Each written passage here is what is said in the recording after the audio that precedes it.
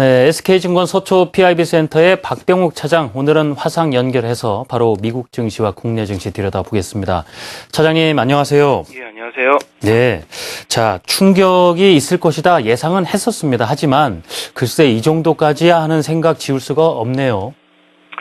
예, 거의 뭐 패닉 상태라고 봐야 될 것 같은데요. 대부분 다 아주 급하게 밀렸습니다. 게다가 어제 중국에서도 제조 지표가 또 안 좋게 나오면서 또 설상가상으로 또 추가 하락의 어떤 모멘텀을 제공했다라고 이제 보시면 될 것 같은데요. 간단하게 뭐 어떻게 마감이 되었는지 먼저 보시고 뭐 전략을 한번 짜보도록 하겠습니다. 일단 보신다면 어제 우리나라도 2% 하락하는 그런 모습이 좀 나왔었는데요. 중국도 2.7%, 대만 1.3%, 홍콩이 3.3% 아주 급락이 나왔죠. 브릭스에서는 브라질만이 아주 4% 가깝게 빠지다가 장 막판에 이렇게 반등하는 그런 모습이 좀 나왔었는데 이러한 것들 좀 우리나라에도 좀 있었으면 좋겠다라는 어떤 기대 섞인 좀 말씀 좀 드리면서 지금 브릭스 증시나 미스 증시 이런 어떤 신흥국 증시의 하락률이 굉장히 큽니다. 지금 미스 증시로 다 본다면 멕시코가 거의 4%, 터키가 6.8%, 인도네시아가 3.6% 아주 급락이 나왔죠. 그래서 대부분 다 글쎄요, 뭐 전체적으로 본다면 계속적으로 급락세가 이어지고 있다라고 봐야 될 것 같고요. 유럽 증시도 거의 급락 수준입니다. 3%에 가깝게 또는 넘게 하락률이 좀 나왔다라고 보시면 될 것 같고 뉴욕 증시도 대부분 다 2% 남짓 빠졌습니다. 차트 모양을 보신다면 일단 밀렸습니다. 직전 저점 밀렸고요. 영국도 밀렸고 프랑스도 밀렸습니다. 다만 이러한 것들이 아주 급격하게 밀리면서 그러니까 2013년 4월 그러니까 올해 4월경의 저점을 깰 것이냐 이런 것들 좀 봐야 될 것 같은데요.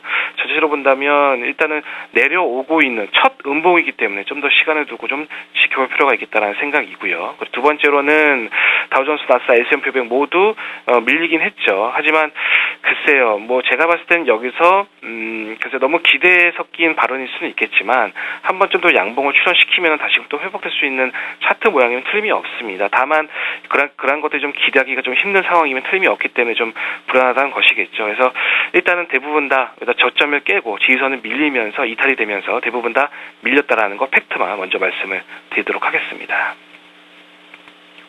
네, 근데 지금 증시뿐만이 아니고요. 채권 시장, 환율 시장, 원자재 시장 다 출렁대다 보니까요. 그래, 한편 좋게 생각해서 이 정도 내려갔으면 나도 한번 저가면서 적극적으로 나서보자라는 마음조차도 쉽게 안 생기는 상황이란 말입니다. 네네. 시장 읽어내기가 참 어렵군요. 예.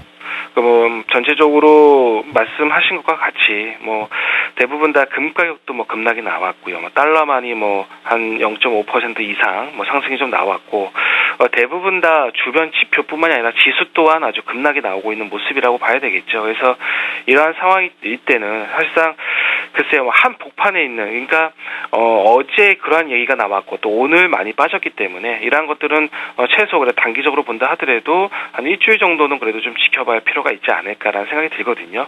왜냐하면 우리나라 시장도 사실상 그동안 또 먼저 선반영돼서 좀 빠진 것도 있고요. 사실상 선반영이라는 것이 또 얼마만큼 또 선반영 됐느냐 그렇게 생각할 수도 있겠지만 제가 봤을 때는 그래도 하반 경직은 그래도 좀 유지를 하면서 그래도 움직이지 않을까. 단기적으로 박스권 형태로 좀 가면서 움직이지 않을까라는 생각이 드는데 가장 중요한 건 외국인입니다. 지금 어제도 거의 5,000원 가깝게 판 이 외국인이 과연 오늘 또 얼마만큼 팔 것인가 그게 가장 관건이 있다. 당연한 얘기겠지만 그게 가장 관건이지 않을까 생각이 드는데요. 지금 현재 시점에서 본다면 이렇습니다. 지금 MSCI 한국 지수와 코스피 지수의 어떤 차트 비교 차트를 한번 보도록 하겠는데요. MSCI 한국 지수 그러니까 위에는 MSCI 한국 지수고요. 밑에는 코스피 지수입니다. 지금 보신다면 오늘 하루만 놓고 봤을 때 MSCI 한국 지수가 3.8% 급락이 나왔거든요. 아주 많이 급락이 나왔죠. 근데 지금 수준으로 본다면 어느 정도 빠졌느냐? 바로 2012년, 그러니까 작년이었죠. 작년 6월, 7월 달 저점을 찍었을 때까지 빠지고 있는 모습이다라고 봐야 될 것 같거든요. 근데 코스피만은 만약에 단순하게 만약에 환산을 해본다면 코스피 지수로 고려를 해본다면 1780포인트입니다. 그러니까 외국인들의 시각을 보면 1800이 밀려도 싸지 않다라는 어떤 시각으로 우리가 알 수 있는 대목이다라고 봐야 될 것 같거든요. 그래서 글쎄요, 뭐 외국인들의 시각이 이렇게 좀 악화되는 어떤 그 심리 상태에서 제가 봤을 때는 그래도 전체적으로 본다면 외국인들이 그래 매도가 조금씩 완화가 되면 그래도 하방 경직이 일어나면서 좀 반등이 나올 텐데 어제처럼 외국인의 매도가 뭐 아침 초반부터 1,000억이 넘어가고 2,000억이 넘어간다면